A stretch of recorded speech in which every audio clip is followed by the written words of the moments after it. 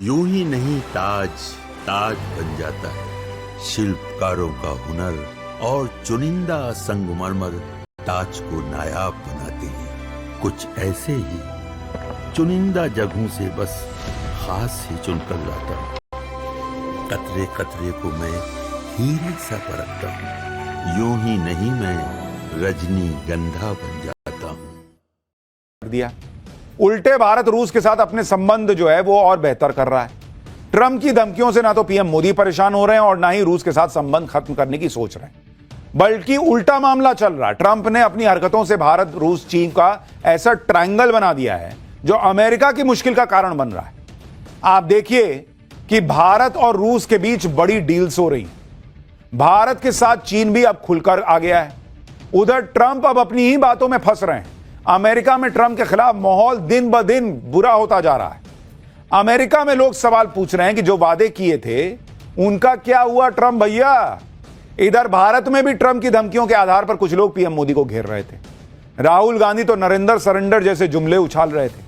जिस ट्रंप के बयानों के आधार पर राहुल गांधी पीएम मोदी पर हमला कर रहे थे, वही ट्रंप अब यूक्रेन युद्ध पर अपने हाथ खड़े कर रहे हैं कि भाई हमसे ना हो पाएगा, हम ना रुक पाएंगे, ऐसी वाली हालत हो गई। यानी ट्रंप ने एक तरीके का सरेंडर कर दिया है। भारत, रूस और चीन की तिकड़ी से ट्रंप के साथ साथ पाकिस्तान की भी हवा टाइट है। भारत के साथ दोस्ती बढ़ाने के लिए अब चीन ने पाकिस्तान की भी क्लास लगा दी है। इस पूरे उथल पुथल के बारे में आपको बताऊंगा कि कैसे मोदी ने ट्रंप और पाकिस्तान को किनारे किया है। लेकिन पहले जो इतना हंगामा मचा है उसकी एक झलक तो देखिए।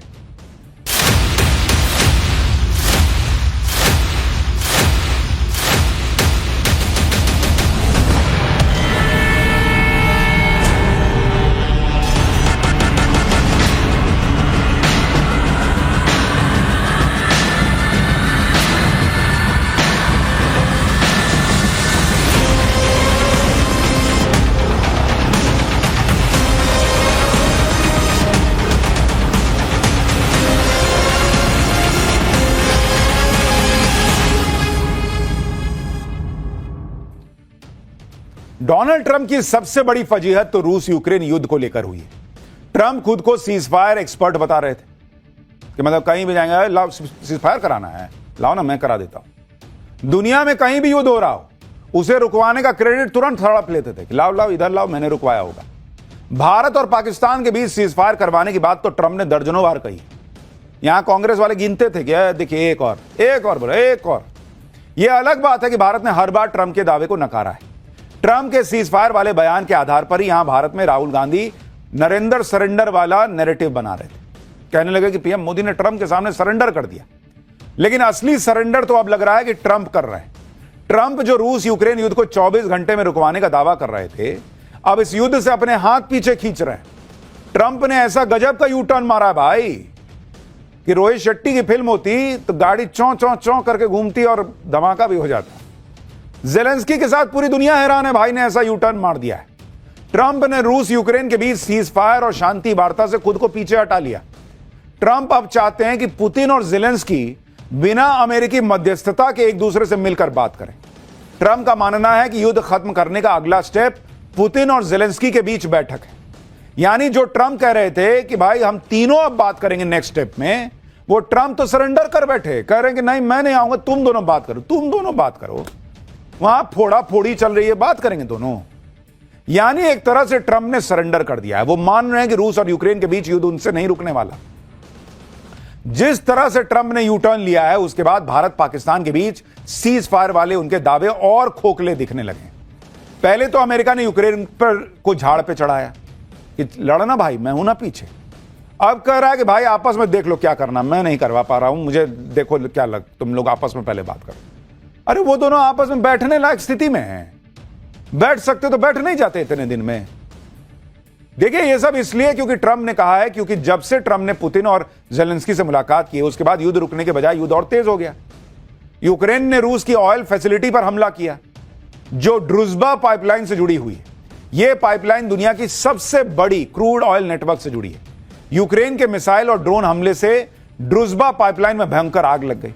इसके जवाब में रूस भी लगातार यूक्रेन पर हमले तेज कर रहा है। उसने कहा अच्छा मैं छोड़ दूंगा। यूक्रेन के मुकाचेवो में रूस ने भीषण हमला कर दिया। रूस ने हंगरी के बॉर्डर से 30 किलोमीटर दूर यूक्रेन पर हमला किया। यूक्रेन और हंगरी का बॉर्डर करीब 137 किलोमीटर लंबा है। रशियन मिसाइल से यूक्रेन के मुकाचेवो में तगड़ी तबाही हुई है। अब ये ट्रंप को दिख गया कि इधर से ये मार रहा है, उधर से वो मार रहा है। मैं दोनों को बुलाऊंगा कि आप मेरे साथ बैठ के बात करो, ये सुनेंगे तो है नहीं, मेरी और बेइज्जती होगी। तो ट्रंप ने कर दिया सरेंडर कि नहीं, पहले तुम दोनों आपस में बात करो। ये बात करने के लक्षण लग रहे हैं। ट्रंप सोच रहे थे कि वो पुतिन और जेलेंस्की से मिलकर रूस यूक्रेन युद्ध रुकवा देंगे। यहां एक दूसरे पे ये लोग और बड़े बड़े हमले करने लग गए ट्रंप से मिलने के बाद। ट्रंप ने पुतिन और जेलेंस्की को आपस में मिलकर बात करने के लिए कहा है, लेकिन ऐसा होता दिख नहीं रहा। पुतिन के साथ बैठक पर जेलेंस्की ने कहा है कि पुतिन के साथ बैठक की उम्मीदें लगातार कम होती जा रही हैं। रूस वो सब कर रहा है जिससे ये मुलाकात ना हो सके। अगर रूस शांति के लिए तैयार नहीं है तो हमारे सहयोगियों को रूस पर और अधिक प्रतिबंध लगाने चाहिए। वहीं रूस के विदेश मंत्री ने कहा है कि जेलेंस्की से मिलने के लिए राष्ट्रपति पुतिन तैयार हैं, लेकिन बैठक का एजेंडा तैयार नहीं है। जैसे ही बैठक का एजेंडा तैयार हो जाता है, राष्ट्रपति पुतिन जेलेंस्की से मिलने के लिए तैयार है। रूस के विदेश मंत्री ने कहा कि फिलहाल पुतिन और जेलेंस्की के बीच मुलाकात की कोई योजना ही नहीं है। ट्रंप ने इतने बड़े बड़े दावे फेंक दिए बॉस कि वो खुद फंस गए। युद्ध रुकवा नहीं पा रहे। पुतिन और जेलेंस्की खुद बात करने को कह रहे हैं कि तुम लोग आपस में बात कर लो, लेकिन पुतिन और जेलेंस्की की बैठक होने की भी उम्मीदें अब ना के बराबर दिख रही हैं। ट्रंप की सारी प्लानिंग फेल हो रही है। ट्रंप से पुतिन ने कहा था कि रूस युद्ध रोक देगा अगर डोनबास के इलाके का कंट्रोल रूस को मिल जाए। ट्रंप चाह रहे थे कि डोनबास का इलाका पुतिन को देकर युद्ध रुकवा लेंगे और इस इलाके से जेलेंस्की पीछे हट जाएंगे, लेकिन जेलेंस्की और यूरोप इसके लिए तैयार नहीं है, क्योंकि यह जेलेंस्की के लिए रूस के सामने सरेंडर करने जैसा होगा। डोनबास के इलाके में 10 लाख लोग रहते हैं और यह इंडस्ट्रियल एरिया है। यहां पर भारी हथियारों का उत्पादन होता है, यहां काफी खनिज भी है। डोनबास रणनीतिक तौर पर भी यूक्रेन के लिए महत्वपूर्ण है, क्योंकि यह उत्तर से दक्षिण तक कई महत्वपूर्ण ठिकानों को जोड़ता है। इसलिए जेलेंस्की डोनबास में बची खुची जगह पर अपनी मजबूत स्थिति को छोड़ना नहीं चाहते, क्योंकि जेलेंस्की को इस बात का भी डर है कि आगे रूस कुछ भी कर सकता है। लेकिन अगर जेलेंस्की अड़े रहेंगे और पुतिन अपनी शर्तों पर बने रहेंगे तो फिर ट्रंप के लिए बहुत बड़ी मुसीबत होगी कि वो युद्ध अपने दम पर रुकवा नहीं पाएंगे, और इस वक्त वो वही हो रहा है।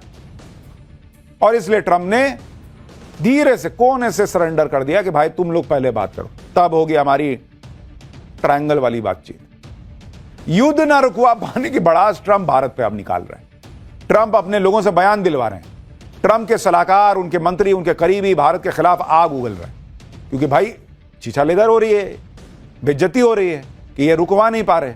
तो किसी को तो विलन बनाना होगा, तो एक काम करो, भारत को बना दो कि भारत की वजह से नहीं रुक रहा है, नहीं तो मैं तो रुकवाइए देता।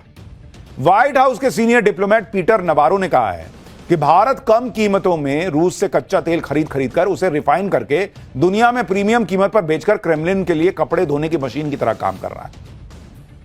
ऐसा लगता है कि भारत इस रक्तपात रूस यूक्रेन युद्ध में अपनी भूमिका स्वीकार नहीं करना चाहता। ट्रंप ने मॉस्को से कच्चा तेल खरीदने की सजा के तौर पर भारत पर टैरिफ दोगुना कर दिया है और इसकी समय सीमा 27 अगस्त से बढ़ाने की संभावना भी नहीं है। यूक्रेन में शांति का रास्ता नई दिल्ली से होकर जाता है। नोवारो ने अपील करते हुए कहा कि भारत को मॉस्को को आर्थिक लाइफलाइन देना बंद करना चाहिए। मतलब मुझे एक बात बताइए बॉस, कि चीन भर भर के रूस से तेल खरीदे, उससे पैसा नहीं जाएगा रूस में। भारत तेल खरीदना बंद कर देगा तो रूस कंगाल हो जाएगा, कहेगा मेरे पास हथियार नहीं, अब मैं नहीं लड़ पाऊंगा। बेवकूफी नहीं है ये कह रहे हैं कि शांति का रास्ता भारत होके जाता है। अब मारपीट का रास्ता वॉशिंगटन होके गया था। तुमने जब उसको यूक्रेन को चढ़ाया कि जाओ लड़ो, मैं हथियार दूंगा, मैं पैसा दूंगा, तब ये गजब नहीं है बॉस।